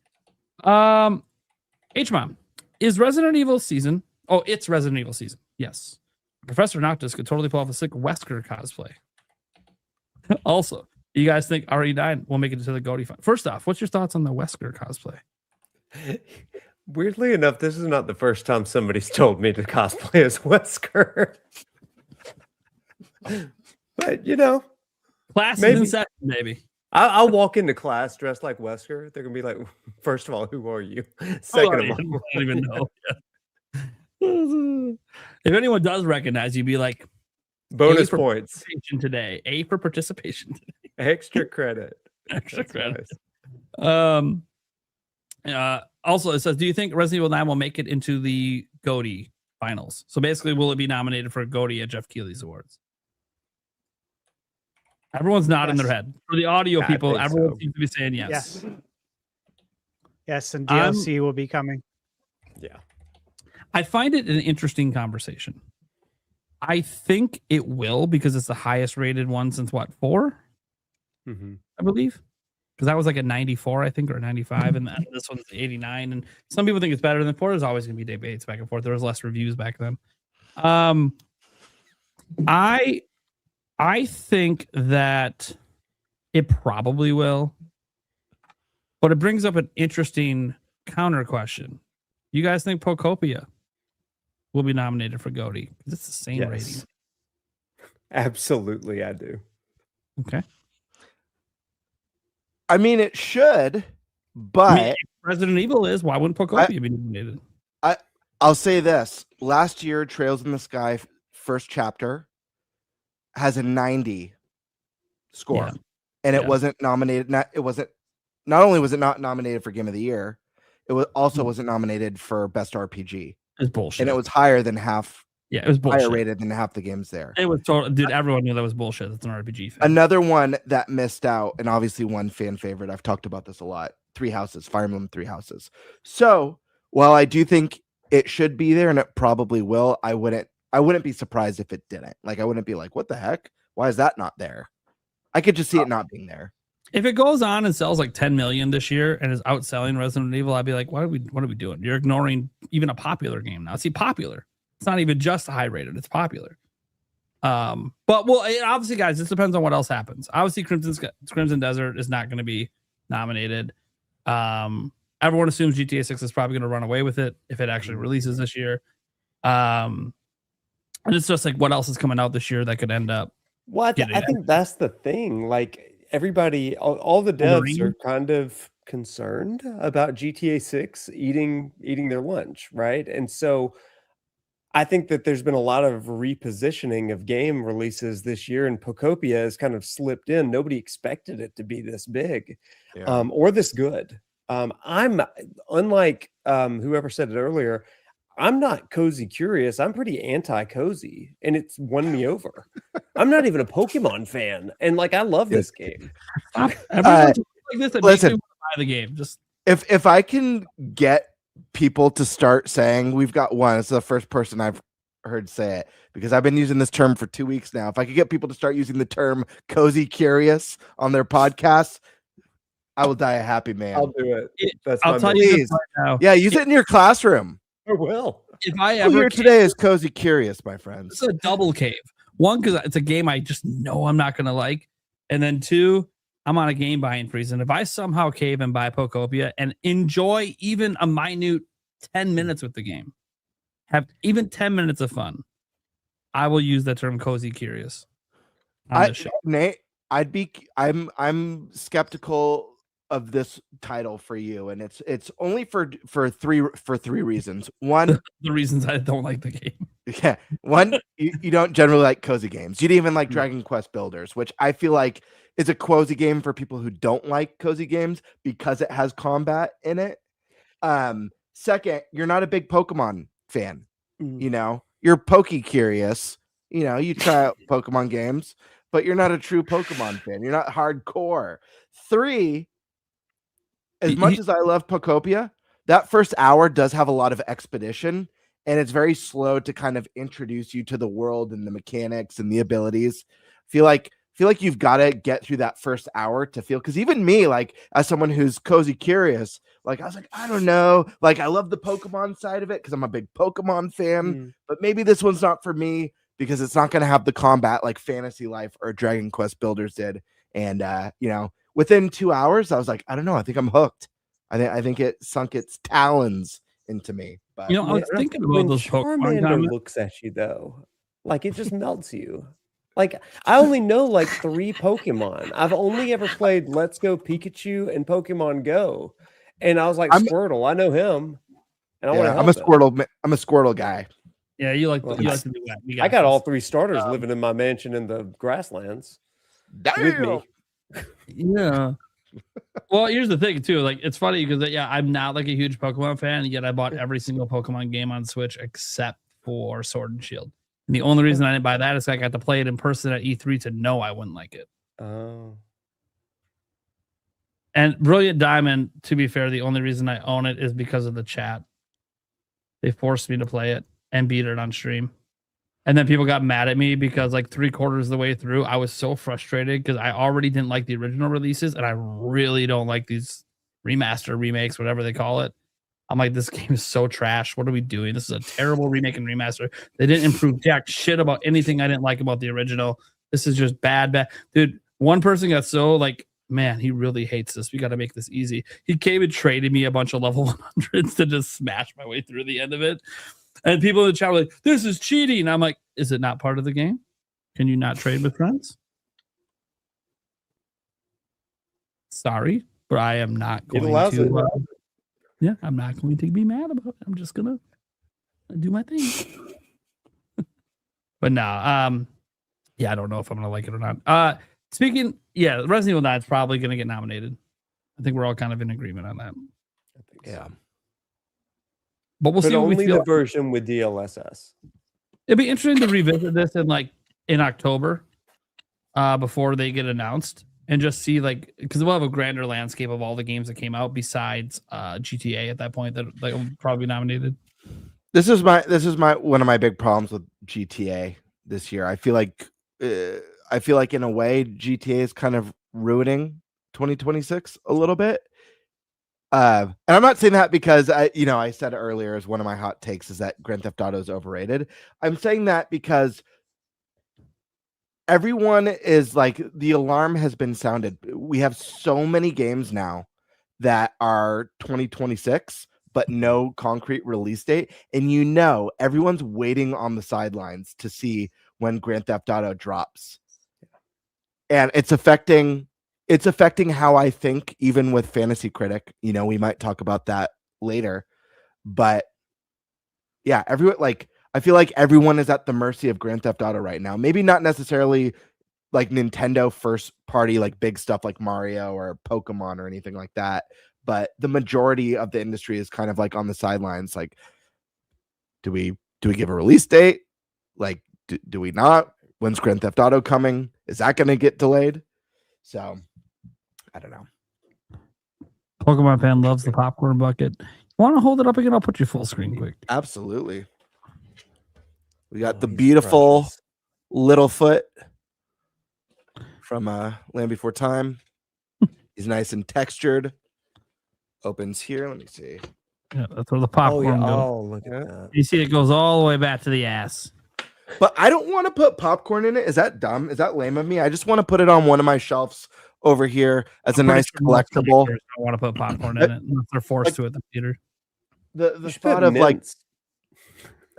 I like that better. Yeah, I like that better. Pre-bagged ones, so then you don't dirty it. Want to get it like guests will love it. I don't want to get it buttery. That's the thing. You know what I mean? Yeah. It looks like it'd be difficult to fully wash out. Yeah, that's what concerns me. The butter in there. The egg part will be easy to wash, but all the ridges and stuff on the back part of Yoshi, it'd be a pain in the ass. No, I still say you should drill a hole in the backside and put raisinets in it. Shake it around. It looks like it. By the way, if I can't get mine until actually at the theater, they're probably going to put the popcorn in it, and I'll just be like, whatever. Yeah, right. I'll hose it out. It'll be fine. Right. I do feel like the Luma buckets are going to be a lot easier to get. They're cute. They're not as detailed as the Yoshi, Luma itself is not as detailed as Yoshi. Yeah. I believe there was 4 Lumas. There was like a blue, red, green, and yellow. Don't do this to me. Well, it's going to be $50 a pop. I'm going to spend. There's no way the Lumas are 50. I guarantee those ones are probably $30. Dude, this game is all the my Lumas. Worst case scenario, they have a tin too. That's like the Mario Galaxy movie poster. By the way, guys, there's options. Considering buying this Mario stuff. If it wasn't for the fact that if I don't get it, it's going to be stupidly expensive to buy it on eBay. So no game buying freeze, but games will be available later. I can buy them later. I can't buy this later for MSRP. That's true. Yeah, it's terrifying. I spoke to Stash on the phone. I gave him a call right after I got it to, just give some tips because he was curious about where I got it and stuff. And he mentioned the Zelda popcorn bucket. And I got for the moment he's like, oh, what do you think they're going to do for Zelda? I got instant anxiety. It's like, nervous as I was about getting my hands on this one, if I don't get the Zelda one, I'm gonna freak. I'm gonna be devastated. It's going to be a Korok. I was thinking, and Stash that would said it be was a good prediction. I was thinking a Triforce popcorn bucket, and Yeah. they've done, by the way, popcorn buckets that light up or glow. They have the Luma ones bat do. signal one that they did, and it's actual bat signal that lights up. I could see them do a light up Triforce. I think that would be really, really cool. Good. Well, we'll see. We haven't even seen the trailer. I think I'll have a better idea after we see the trailer for the Zelda movie, Sure. what they may base it on. Tingle. Yeah, like it was obvious they would probably do a Yoshi one, and Lumas look like they play a bigger role thanks to Rosalina, so it makes sense. Dude, if we get a all right. Star Fox movie and we get a Here's our giant next R-wing bucket, whew. Monty Brawler. Have any of you ever played and beat a very popular game back in the day, yet somehow forgot the ending of that game? That'd be weird. No, I can't say that I have. Yeah, Hate when that happens. that'd be lame too if you did, right? Be like something wrong with you if you forgot the ending. Especially if you forget the end of a Zelda game, you know? How could you forget Zelda? Especially when you say it's like your favorite series too, and you forgot the ending. Yeah. That Starting then your you- career too. that makes it worse. Or if you like fought about it with a co-host or something. I don't know. Yeah. Yeah, that would just be awkward. Well, the answer for Stash would be never, I'm sure. No, Stash talked about this before. Like he's got a thing with his memory. Like there's no way he forgot an ending to a popular game that he played back in the day. So for Stash, I already know there'd be no way. I mean, not unless he gets Alzheimer's or something someday. That's hopefully, if that's a thing, that's like 40, 50 years away or some shit. We all hope for that because you don't know what happens when you get that old. Look at the bright side though, Stash. If you forget a great game, you can replay it again for the first time. That is a positive. There's a positive. Yeah. So nobody else besides obviously everyone knows about me, guys. It's Ocarina of Time. And I guarantee it's not the only game I probably forgot the ending to. My memory's not like Stash. I used to remember everything until I had kids. And then once my priorities shifted, remembering the endings to games is no longer a priority to me. So, but I enjoy it when they happen. I can't remember the end to Earthbound, It's a good but I one. know I beat it. I couldn't tell you the end of it either, actually, right now. But would that be considered really popular? I mean, it's Like a a cult Smash, classic. Well, so is Rob the robot, and he wasn't exactly. and he's also in the Galaxy movie, apparently. Yeah. So Because popular. everyone knows who he is. Just no one owned the thing. Well, I shouldn't say no one. Most people didn't own. That's fair. didn't own Rob. Like people know about the Power Glove, and most people didn't own a Power Glove. Oh. Yeah, it's interesting. So at least someone's forgotten an ending to a game besides me. That may not be the most popular game, but it's a cult classic series. Yeah. So no one else forgot an ending ever. I don't remember what I had for lunch yesterday, so I probably forgot everything. If Is I there- did, I forgot that. Yeah, what I I forgot. Yeah, I'm trying to say trying to think of games I know you beat back in the day. Like, did you forget the ending of Conquer? No. You forget the ending of Mario 64? That would be No. really weird if you did that. Oh. I'm trying to think of really popular games you beat back then. Halo 1? You ever beat the campaign? Yeah, I think so. Do you remember the ending? No. There you go. I mean, So there's there's- one. There's one. Hey, good news for you. It's coming back out this Yeah, year. right. The Halo 1 campaign. Okay. Let's see. So, and Alyssa, did you ever forget anything? I was trying to sit here and think. I'm like, well, I can't remember the end of Mario Galaxy, so there. Oh, there. Yeah, that Only in would 14 days. Now, see, if this question was phrased differently, it'd be only about me because it has to be it was phrased someone who swears they remember it and then tell a false ending, only to be proven wrong. Yeah, I'm just straight up admitting I'm I the don't only one remember on the the show end. that's I'm the only one on the show that's done that. I haven't done it on this show. My record's clean on Nintenbyte. The problem is my reputation precedes me. Anyways, it's funny too. Is Stash making fun of me from your favorite video game franchise? Yeah, but it's not even in my top 10 of that franchise. Which is You a whole want- nother discussion. The funny thing is, every time someone does that with a discussion, like it's a whole other discussion. I'm like, am I supposed to apologize for liking other Zelda games more? Like, there's nothing wrong Giving with you that. shit. I know You you're like what you like. Yeah. I think it's interesting. I think it's interesting. Yeah, Which is not a bad thing. And what I do think, and this is something I was going to bring up earlier about the achievement thing, you know, about when people talk shit to you because your gamer score, your achievements. Like Stash is a great example of like he's probably always going to have a bigger platinum trophies, more gamer score, and if Nintendo ever drops it more because he plays more games than I do, period. And he's reviewing them and beating all of these games. So he's always going to have, and he doesn't have kids. That also eats up a lot of time. So he's got a lot more time in the game than I do. So he's always going to have a higher gamer score. I know for a fact he would never hold it over me. I don't even know what it is. Yeah, because he doesn't care. He Don't does care. it for the game. Like he likes getting the platinum for certain games, not every game.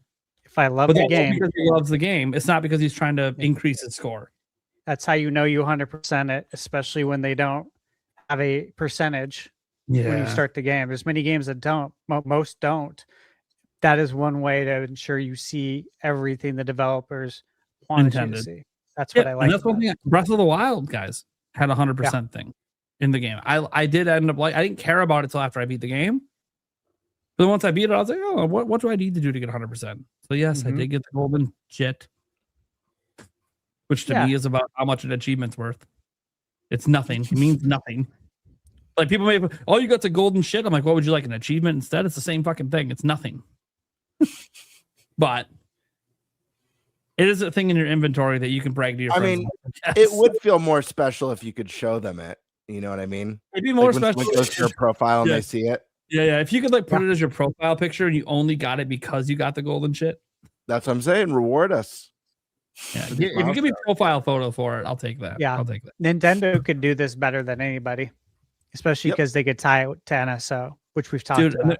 And there's so many people that play Nintendo games that invent their own challenges that would just love to have like official stuff like this. Yeah. Yep. And Nintendo games for most people are infinitely replayable, so it'd be just a great way to just add to that replayability. Can we get a Mike Tyson avatar if you beat Punch Out on NSO? That's what I'm saying. That's what I want. Like That's that would be kind of my the- permanent avatar. That would How be cool would unique, that be? uniquely Nintendo too, to give you like avatars for getting like beating games and getting certain achievements. Think about how many people who would never think to go in and go try and play through the old Punch Out On the NSO. who would just out of nowhere be like, dude, I need that avatar. I would literally stop playing every game I'm playing right now until I beat Punch Out again, which by the way will be a challenge for me because it's been so long since I've done it. And I know it's actually hard when you're good at it. Because Mike Tyson's a one hit, you're done. Like you got to be perfect. But I would do it. I'd dedicate like the next month to do it. I hope it wouldn't take me longer than that. Have we That's why ever gotten... this would be fun with Nintendo. Yeah, and then third parties could do it. You know, we don't really get third party avatars. That would be a really cool thing to get with third party. I mean, if you could have Cloud or Sephiroth or you know, if FF15 comes, Noctis, you know, avatar on your Switch too. Like that's really cool. Third parties would be on board too because it would ensure that you're playing more of the game. It would help to make sure that you're seeing the credits, and when you do see the credits, you're more inclined to purchase the sequel. Okay. All right. Let's see here. Next up we got Demonic Brawler again here saying, what I want Nintendo to do is work on a freaking Nintendo Direct. The sooner the better, I'm just saying.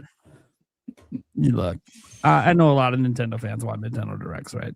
We've talked about this before. We just had this as a topic last week. Like, all of us would like to have one, but we're mostly cool if we don't because there's so much to play anyways. And for me, I want a Game Buy free. So what's it matter to me? Well, it matters for my job for covering things. But yeah, I know. I talked about this last week about people being on edge and wanting a Direct. If you're curious and you want more thoughts from the panel on this, we'll get the thoughts from Professor Noctis and Scott sort of list. But if you want our 4 thoughts, just go watch the podcast clips channel. We got the clip up. You guys can go check it out and watch our thoughts on a director and all that stuff. But we didn't have Noctis or Scott sort of listed. So you guys, thoughts on the Direct, wanting it, not wanting it, do we need it, etc. Let's start with Alyssa. She hasn't talked much lately. So At first, once we got Yoshi's release date, I was one of those people that was like, yeah, okay, no direct until June. I listened to the podcast from last week, and I really liked all of your different perspectives. I liked how Stash mentioned how Nintendo likes to try to keep the headlines, and I agree with that. So I'm kind of thinking they'll want to ride out the Mario movie through April. Maybe in May we'll get the direct. I would like one sooner. I mostly just want to know like what Zelda thing we're getting this year, because like there are so many games to play. The backlog's always growing, so I'm not really looking for something to play. I'm kind of just like, what's the Zelda thing I should be looking forward to this year? That's like the main thing I'm a little antsy about. But I'm kind of thinking like May, June time. Okay. And by the way, SkySword, the super chats on your end did come through. So Oh, okay. I just saw the chat. So like, because she's streaming it, anyone who's co-streaming it will come through, at least to me. I don't know if it comes through to everyone, but I see all of them. So Okay. so I was just double checking the ones you said came in. I'm like, oh yeah, they're on the list. We'll get there. Okay. Cool. So I don't want people in her community to think like we're skipping out in. Yeah. That's all I was doing it for too. I was like, I just wanted to make sure that you guys could see that I had a couple. So this was earlier because my username used to say $20 shots for science, or I'll do a shot for $20 for science. What that meant is, and I'll change my thing back to that in case people want me to do more. I'm basically creating like concoctions I've never done with a shot. So the concoction that I did for that one was I did a cookie dough whiskey and basically Malibu combined into a shot. Did not like it. Was not good. I liked them individually. They did not go well together. So the next one, I got other alcohols and other things to mix in. So I mean, we'll see if things get a little nuts with that. But that's what he was talking about. I think I can be done with the creamy farts. Stoked the game. By the way, when he did it, I didn't know he did it at first. And then he said something in the private chat, and I just fucking lost my shit. Totally gamer. He does it to me like every episode. Stoked the game. Said, I wish Nintendo would make more of their game soundtracks on vinyl available to buy. Like, bro, the Mario Odyssey soundtrack on a vinyl record, I wish. I love that. And I agree. I love vinyl. I love video game. A lot of my vinyl is video game soundtracks. So I love it. Yeah, and you guys get did the Zelda vinyls come out? Did you guys get those ones? I have they one come out in Zelda vinyl. June.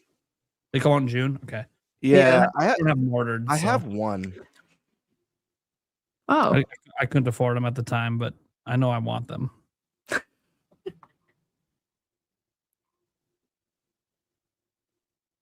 This gamer just vanishes. I think he's going to find it. Okay, well, we can come back to that when Gamer gets back to show off the one that he claims he has. Winterman says, how about an option to play Virtual Boy in TV mode? Yes. Yes. It can already be done via emulation. Nintendo literally did it to advertise the damn Virtual Boy. So they did it themselves. Yes. Oh, here it is. Let's full screen that. Oh, there it is. Oh, is that a Zelda and Chill one? Like a Game Chops final? You're muted. Oh, he's muted.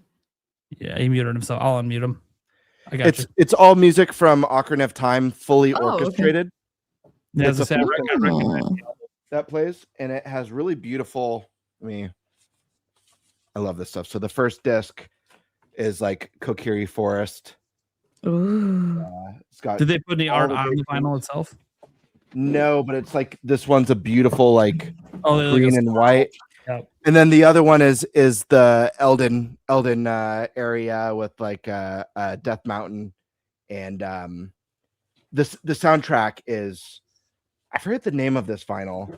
It was on it's from I Am 8-Bit. I forget what it's called. You could find it on their website though. But it's beautiful, and in fact, I did an unboxing of it when I got it, and I played part of the opening track on it. That's just like stunning for Zelda fans. So if you guys have vinyl players or ever hope to like in the future to get one, I Am 8-Bit does amazing video game vinyls. They do restocks usually for people who like moist cream, but I'll kill you, Prime. I just noticed that. There we go. For showing vinyls. Oh, That one is So epic. beautiful. Vinyl. Look at that. Ooh. Yeah, it's the whole like collection thing. I don't want to take them all out because we'll be here for like 10 minutes, but I'll just take like one out. Yeah, did they do anything cool on the disc? They're double-sided. They're double-sided. They're all different colors, but like yeah, this one's like all marbled. Okay, sure, yeah. They went like the marble style. Cool. Yeah. With, like white, ivory, gray, blue, green. I don't want to get into vinyls, but I'm scared to add another thing to collect. Yeah. I got a- bought these and didn't yeah. have a vinyl player. I was like, I guess I'm gonna get one now. Nintendo to make their music just available to buy in the US would be nice in general, even just digital. Like they're so bad about offering ways to get their music officially. Just put it on Yeah. Nintendo Music, and they can't even do that. Nintendo Music is a really nice thing, but it's like, yeah, but sometimes I want to buy the thing, not be relying on a sub to access it. I did it out of necessity because I just wanted to listen to Nintendo Music. But then they don't even have Mario Kart World up there, and that feels like a travesty. Weird, yeah. They have other Switch 2 stuff, but not Mario Kart World. It's so And weird. only 6 It is tracks from weird. Bonanza. It's like, come on. I want to show one more, not to keep this going, but this is one that I especially love. This is the Final Fantasy VII Remake vinyl. It came out when the game initially came out, and it's really cool because the case opens up. It's the Cloud Buster Sword. That's And it. it's a 4-disc vinyl. Broken. No, I have an extra piece of paper in there. I have an Don't extra. scare me like that. More random construction paper. It's It's fine. like it's the Buster Sword blade, and it's a 4-disc vinyl of all the music from Final Fantasy VII Remake, and it is glorious. I mean, the music in the game is just so iconic. But the thing is with vinyl is like, as someone like for the game side, the thing that's so cool about collecting these is that obviously there's so much nostalgia packed into the music of the games that whether we grew up with or they're modern games that just had a huge impact on us. But also getting to see like this one's cool. It's the Buster Sword, but some of the other ones I have a Banjo-Kazooie one that I love. That was all the music's Grant Kirkhope. He reimagined the first album. Wow. The album from the first game. But the artwork, having like the big artwork and stuff is just I don't know. I love it. Perfect time to drop this one. Keep up the good work, Game Boy Classic. Oh yeah. Cheers. Thank you. I think you're just talking about Game Boy Color, Yeah, That's probably. possible. to be clear. Probably. I have no idea, to be honest. Yeah. It's just a GBC. We happen to have a co-host. That's all the initials. It's like, keep up the good work. Well, Game Boy Color. they're both doing a great job. If your Game Boy Color is still working, it's doing a great job. Jesus. And Game Bird obviously is. He got an Emmy, so I did. Well, now it's an Emmy. that's what I said. All right. They're called the YouTube Emmys. I don't. All right. To do I'm with moving on. But not I just also got Nintenbyte, the Nintenbyte Best Banana of the Year award. Yeah, Hell yeah. he's That's just a really stacking good one. awards. actually got that one. He got the other one too. Look, I would be so proud if anyone on this show gets nominated for the actual like internet ones they do for creators. But none of us are even close.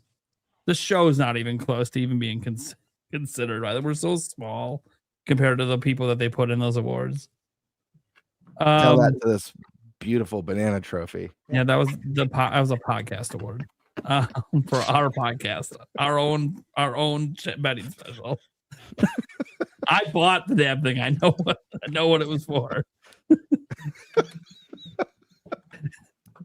It was presented, I guess, by me. Not the just That's true. for the culture. That was to get the 69 on my side. That's why I drank the beer earlier. It says top 3 non-Nintendo franchises. So let's start there. Something in here for us or not. Tell somebody's challenging Alabama over here. SEC, you know, it is what it is. Rivalries. So top 3 non-Nintendo franchises. I'll hide this here while we answer this. Let's go to Stash. What's your top 3 non-Nintendo? I know you've played a lot of shit and you hate these top lists, but hey, just grab 3 that just pops your mind right away. Final Fantasy. Obvious. There you go. Dragon Quest. So both Square Enix. Guys, there's so many, guys, you know. You could go. I mean, some of them have died out though. That's the problem. But now they're being resurrected for the 40th anniversary, like Castlevania. You know what I'm saying? There's just so many. God of War, but how many have we had in the last 10 years? Right? Yeah, a lot. Yeah. I knew you'd be the hardest one because you don't like this, but also it is kind of cool to shout out stuff. It is. You know, you could shout out a billion of them. Like it's so hard to narrow to 3. There's so many I love, yeah. But like Uncharted, love it. What are they doing with it? Is it done? Is it done? I think it might be done. I mean, I think they completed. I think they completed the story arc based on what happened in the last one. But that doesn't mean you can't have more with new story. Yeah, doing a new thing. Maybe it doesn't start Ethan, but looking at timeless IPs, right? That have started from when I started gaming and I'm still around today. 88 to now. Yeah, those 3: Final Fantasy, Castlevania, especially now that it's back, and Dragon Quest. Yeah, those stood the test of time. It's a good list. What do you got, Gamebird? Man, 2 that come right to my mind. Dark Souls, the Dark Souls series. And I include Bloodborne and Elden Ring in that, in Sekiro, because it's all Miyazaki through and through. So Dark Souls is an easy one. I mean, Dark Souls 1 made such a, I started day 1 with Demon Souls. I was so intrigued by the game when I was first hearing about it, and it's part of the same universe. There's a lot of lore implications that could have Bloodborne tied like part of the Souls universe as well. Not to get like too nerdy with it, but Dark Souls 3, for whatever reason, made such an insane impression on me. I was so obsessed, and that third entry in the main Souls games is what really cemented it as possibly my second favorite series of all time. I love it that much. Another one, this is one that I've talked about a ton on the podcast. It's one of my favorites. I'm not 100% that this is top 3, but it's definitely in my top 10 favorite series of all time, and this is Yakuza. The series is just amazing.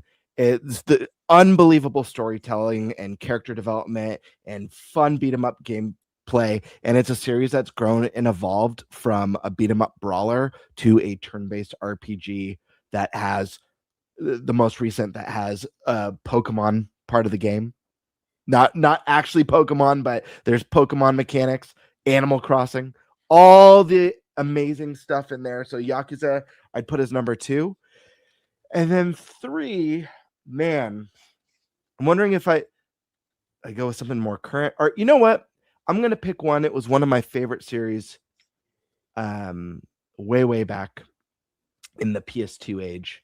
And this was a series that was dormant, and it's one that I've literally been praying to the video game gods year after year for this series to come back.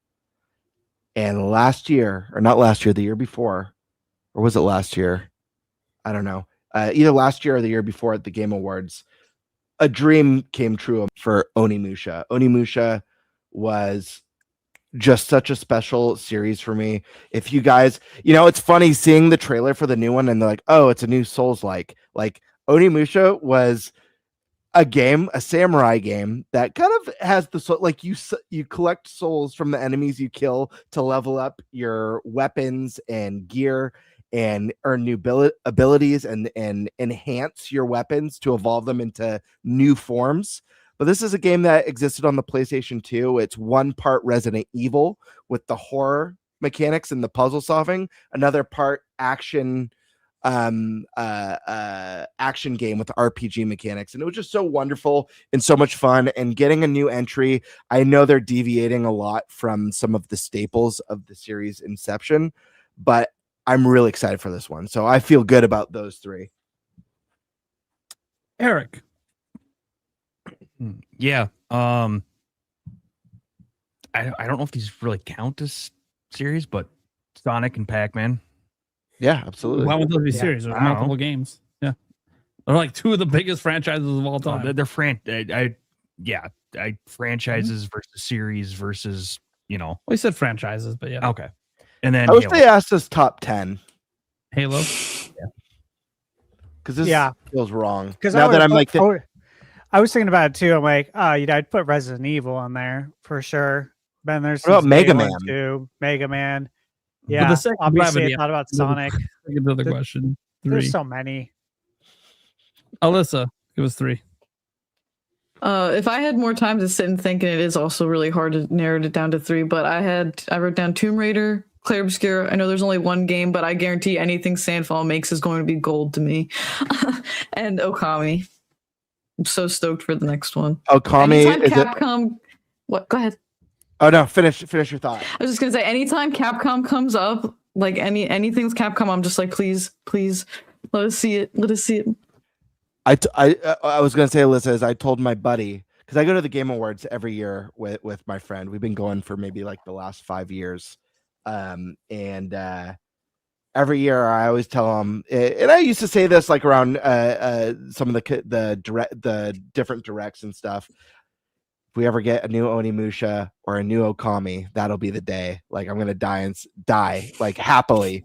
And we got both those in one Game Awards, and like that Game Award that we got those will probably forever be cemented as my favorite of all time. Yeah.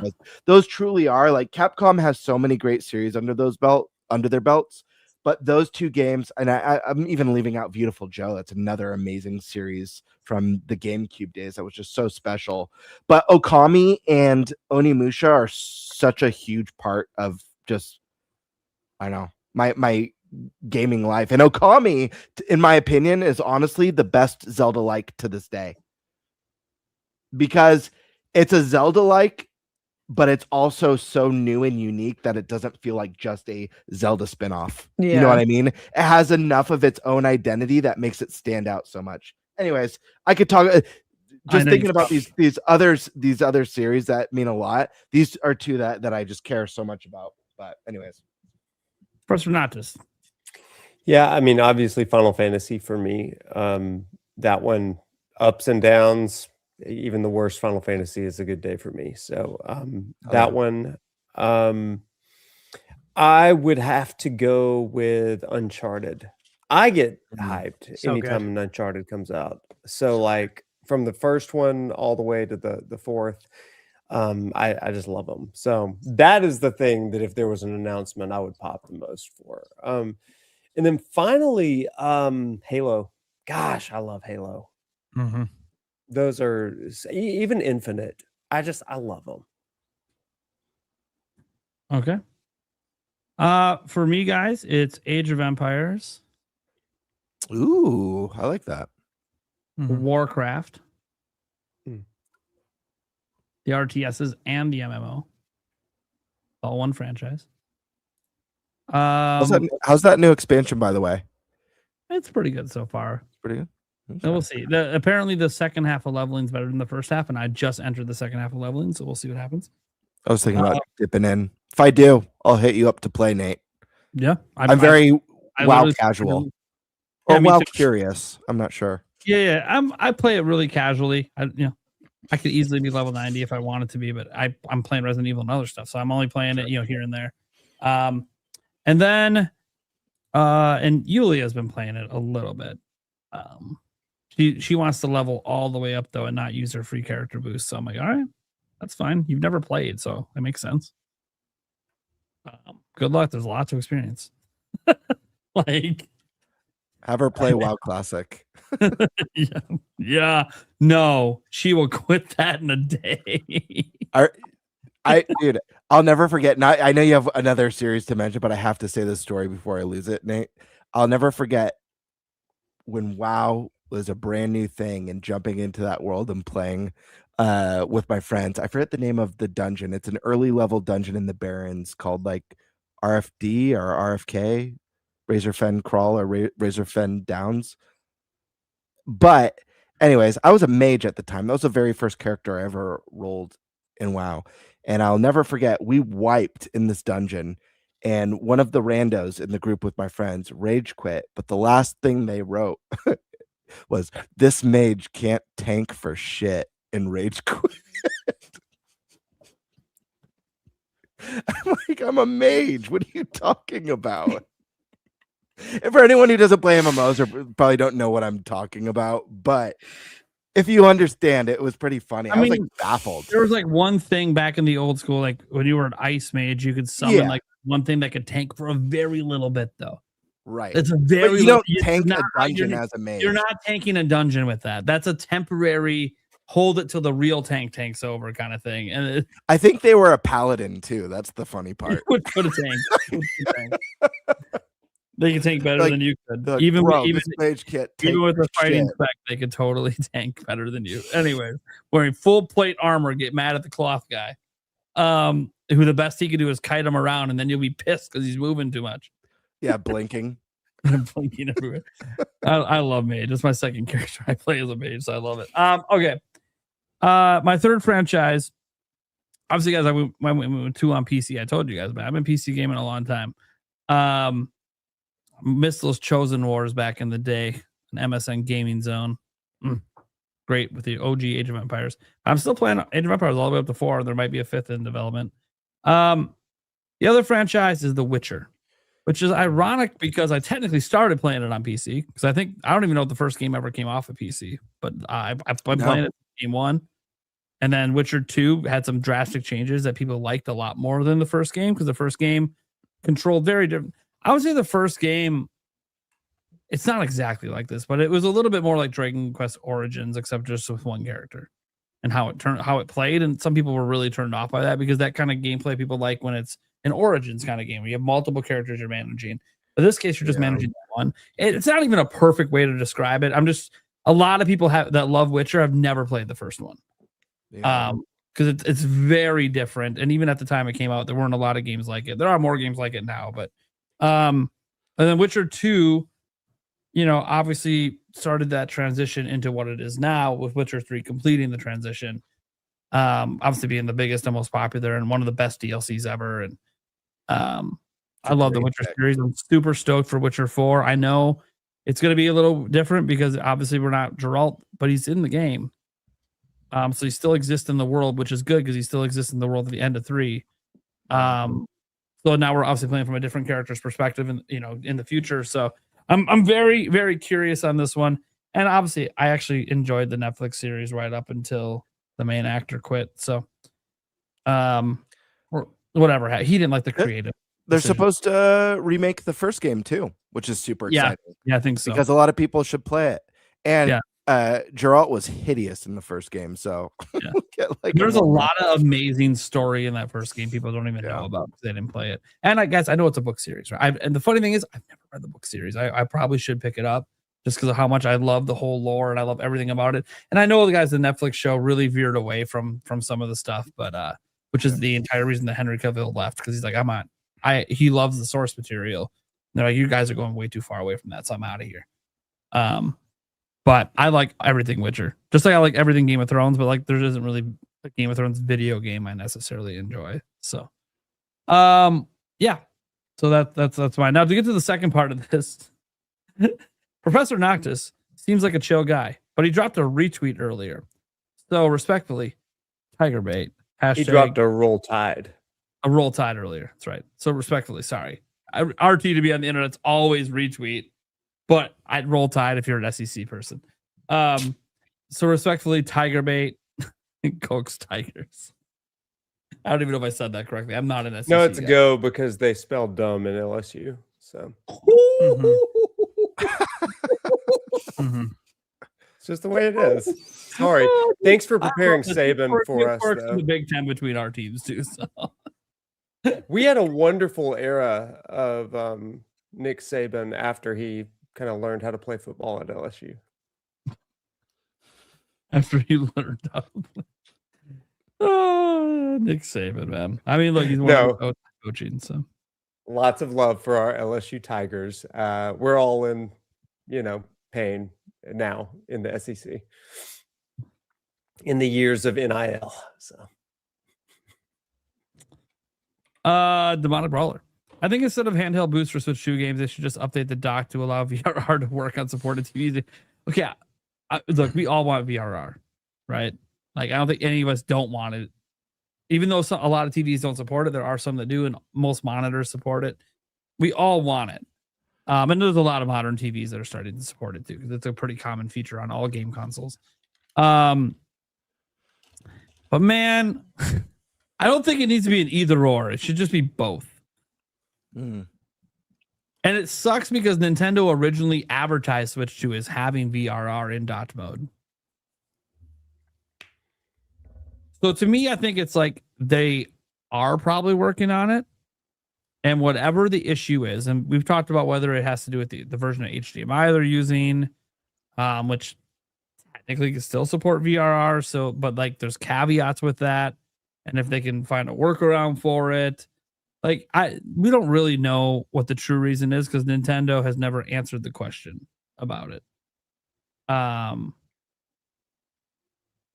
yeah, obviously we want VRR and dot mode. I don't think I don't think there's any debate on that, is there? Like, does somebody not want it? Yeah, say crickets. Who doesn't want games to be better when you play them when the frame rates are dropping all over the place? Who doesn't want that? It's just a good tech. Karkun says if Dev builds games with DLSS 5, how'd it look without it?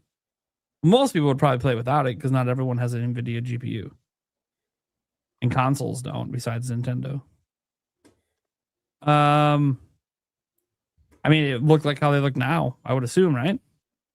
Like, we already know games right now don't use it. So I want it to just be the way it looks now. I mean, I guess I don't know for PS6 and beyond, this is a question I have for you guys. Do you guys think we've kind of hit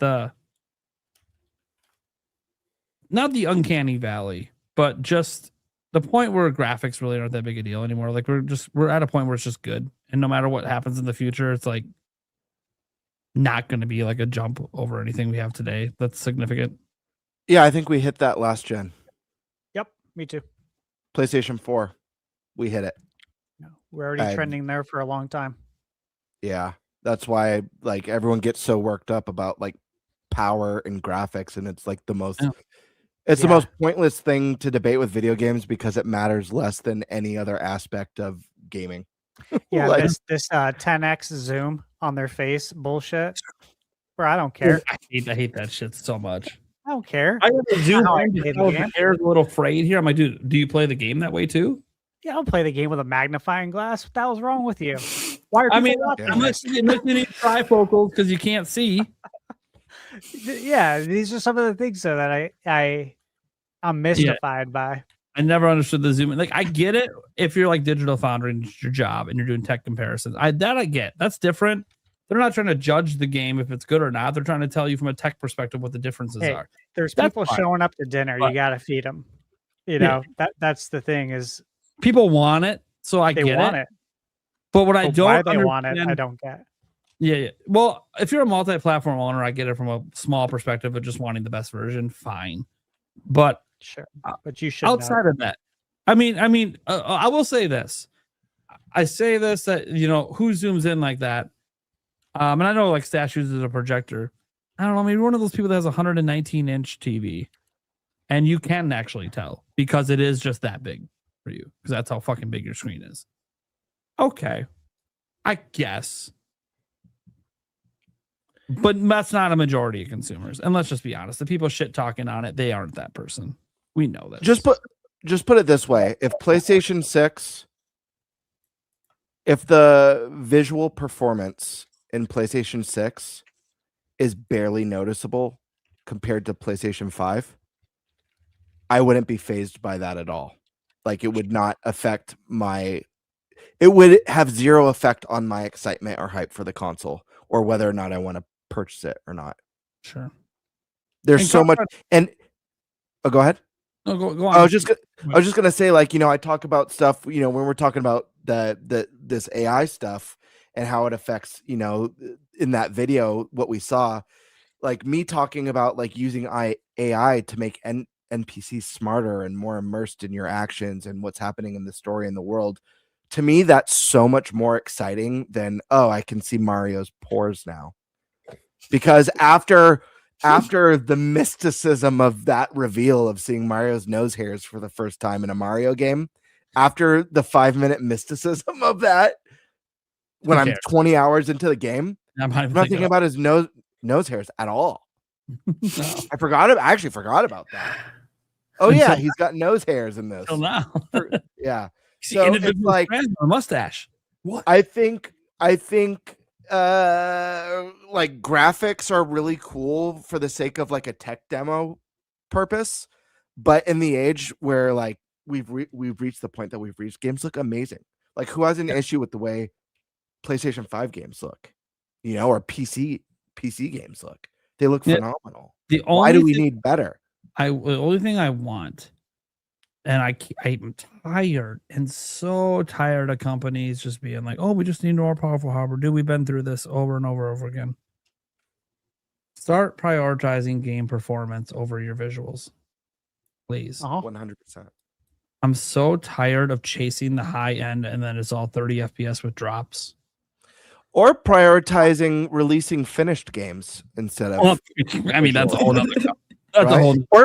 Or games that work. Like these are all things that are really important that I think a lot of companies have lost sight of. A lot of this chase the triple for visual. Keep releasing broken shit. I'm just saying, like, really think about what's important in a game, and it's so weird to me that the hill that so many people like to die on, especially when it comes to art, like lame console warring arguments about why Nintendo consoles suck, is 90% from what I see comes down to, and I'm leaving out the key card stuff. I'm just talking about like over the last few generations combined. Like, so much of it is like what has better graphics, and to me it's like the lamest. It's just the lamest thing. I also wanted to make sure I added to what Karkin said here because I said something in the chat. I think it would damage the artistic direction. I'm sorry. Well, we talked about this earlier when we talked about DLSS 5, and Stash made a really good point on this. We haven't actually seen game devs use it yet. Like, we don't actually know how they would use it and if it would affect, like, what we saw from NVIDIA. I think most people universally agreed. Outside of, I know there's some people in the chat that loved it, but a majority of the internet clearly did not like it. And you could see it. I don't need to see the true like to dislike ratio. I know people have those apps saying, oh, look at the dislikes. Those apps are inaccurate. But when you got like 1.5 million views on NVIDIA and only like 10,000 likes, yeah, okay, there's a lot of dislikes. There's 1.5 million views, only 10,000 likes. There's a lot of dislikes. Digital Foundry, merely 1 million views. Look at your number of likes. Okay, that doesn't make sense when you look at your prior videos. That means you have a shit ton of dislikes. And they even issued a public thing, and they said they got death threats and stuff. So they were getting tons of backlash because they thought it was a good thing. So yes, the general internet sentiment is what NVIDIA showed off. That's not what we want to happen to games. But NVIDIA did that to show off the tech. They didn't actually have the developers of those games use it. So my only counter to that, because I do fully understand that, my only counter to that is, regardless of the fact that this wasn't in the devs' hands, listen, if the devs got their way more than half the time, I'm sure a lot of games that have come out in the past or that are going to be coming out would be a lot better or refined or polished than they are. The fact of the matter is there's a lot of suits that make decisions. Look at the state of Cyberpunk when that launched, and all the devs knew they were releasing something that should not be out there yet. Look at the Redfall, like the discourse behind Redfall. Look at these amazing teams that make incredible single player games that are getting forced to develop games of service and being used as guinea pigs and then being dissolved when it fails, when their expertise is in narrative driven single player experiences. So my point is, like, I hear what they're saying, and I do think there's truth to that, but I think it's all going to land on what a lot of suits prioritize. And that's just, unfortunately, that's just the nature of the business, and companies have to appease their shareholders. There's going to be awesome companies.